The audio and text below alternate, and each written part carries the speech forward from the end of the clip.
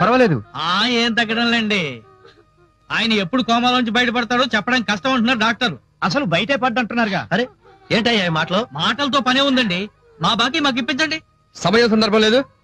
అత్తయ్య, మావయ్యకి చాలా మంది డబ్బులు ఇవ్వాలి కదా, చాలా డిపాజిట్లు కూడా ఉన్నాయి. ఎక్కడున్నాయి చెప్పు, నేను వెళ్ళి వసూలు చేసుకొస్తాను. నాకు తెలియదు బాబు. తెలీదా? అవును బాబు, నాకేమీ తెలియదు. తెలియకపోతే ఎలా?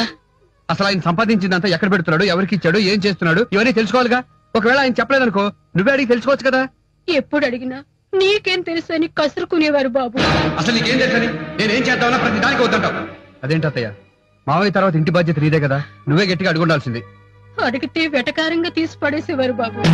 అడ్డమైన సలహాలు ఇవ్వద్దు. వంటింట్లో కూర్చుని కొత్త వంటలు ఎలా చేయాలో ఆలోచించు. మగాళ్ళు చెప్పరనుకో, మనమైనా ఎలాగోలా తెలుసుకోవాలి కదా వదినా. తెలుసుకోవాలంటే వాళ్ళు మనల్ని మనుషులుగా చూస్తే కదా వదినా. ఇక నుంచి నేను ఏం చెప్పినా ఏం చేసినా నోరు మూసుకుని పడుండాలి.